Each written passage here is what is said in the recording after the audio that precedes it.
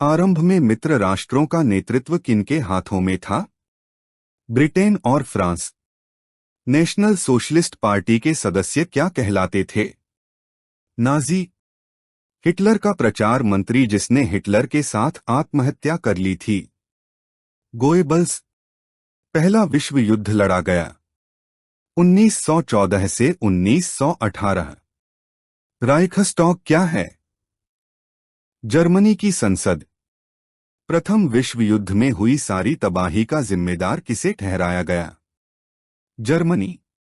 Germany के विशालकाय कोयला भंडार वाला इलाका जो प्रमुख औद्योगिक क्षेत्र भी था? राइनलैंड। जर्मनी की मुद्रा क्या है? मार्क।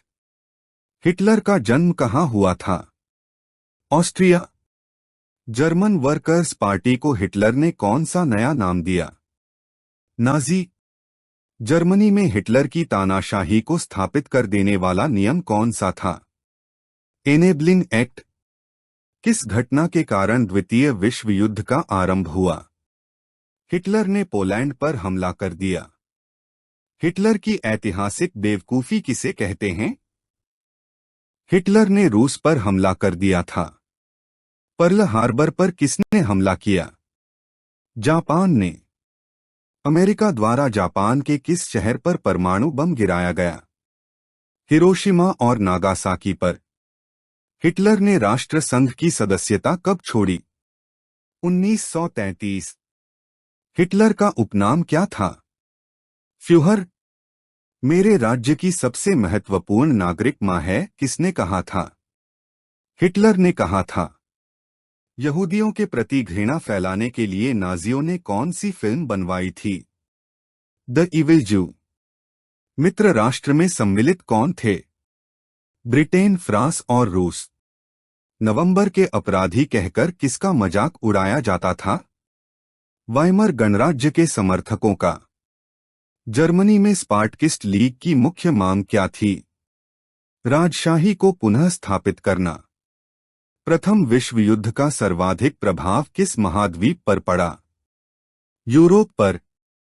समाजवादी, डेमोक्रेट्स और कैथोलिक समूह ने किसका विरोध किया? स्पार्टकिस्ट लीग का विरोध किया।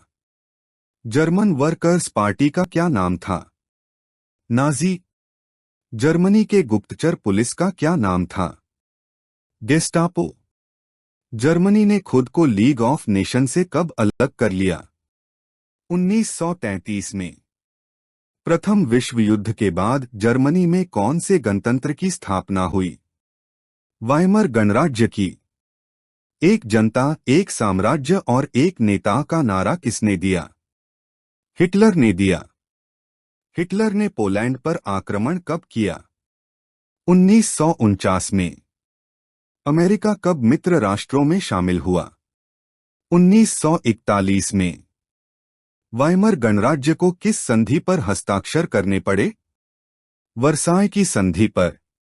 प्रथम विश्व युद्ध के बाद मित्र राष्ट्र ने जर्मनी से किस प्रदेश पर अधिकार कर लिया? राइनलैंड पर। जर्मनी की संसद को किस नाम से जाना जाता है? राइखस्टैग। नाजी लोग सबसे अधिक किन लोगों के विरुद्ध थे? यहूदियों के। वर्साय की संधि कब हुई थी? 1919 में। मीन कैम्फ का लेखक कौन था? हिटलर। प्रोपेगेंडा का क्या अर्थ है? लोगों की विचारधारा बदलने के लिए जो प्रचार प्रसार किया जाता है उसे प्रोपेगेंडा कहते हैं। धुरी शक्तियों में कौन कौन से देश शामिल थे? जर्मनी, इटली और जापान। वर्साय की संधि क्या है?